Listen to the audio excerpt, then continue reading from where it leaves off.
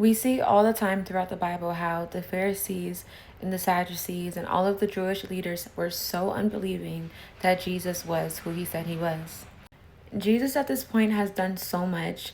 The signs, miracles, wonders, the healings, all the things that he's done that no man has ever done before him, and yet they did not believe.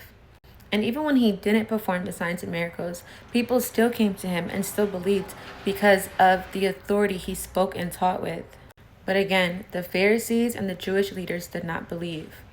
To the point where Jesus is saying the same thing in so many different ways, he starts speaking plainly to them. John 8:23 literally says, "You are from below, I am from above. You are of this world, I am not of this world." And I was thinking, what a miraculous time that they were living in, where the Son of God, God himself, came down out of heaven onto earth for our salvation, and yet they missed it. Why? Because they knew too much. Right. They were too full that they had no room to receive. Almost like they needed to have an understanding, like they needed to approve in order for this thing to be true. And because they didn't have an understanding, because they didn't get it, because they didn't think it was true, then no, there's no possible way. And in a lot of ways, I think we can do the same thing without realizing. Lately, God has been calling me to do so many things that make absolutely no sense. And it's been extremely hard, extremely challenging that I've been finding myself having moments saying and thinking like, I need to understand in order to believe.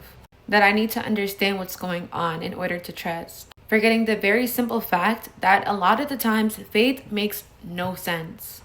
And just because it doesn't make sense to us doesn't make God any less true. And there's so many accounts of this in the Bible. In Exodus, when Moses went to Pharaoh telling him to let the people go.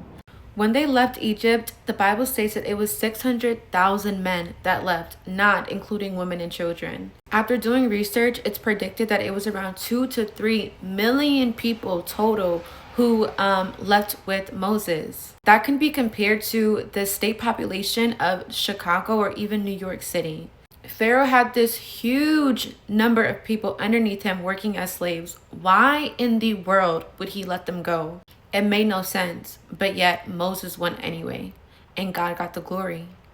God told Abraham to leave what he had and what he did know to go to a place that he did not know and did not yet have. But he went for God to get the glory. When God sent Gabriel to Mary, telling her that, yeah, you're a virgin, but you're going to be pregnant with the Son of God. Again, it did not make sense. We do not need to know, and we don't need to have an understanding. We just need to trust. That's our only job.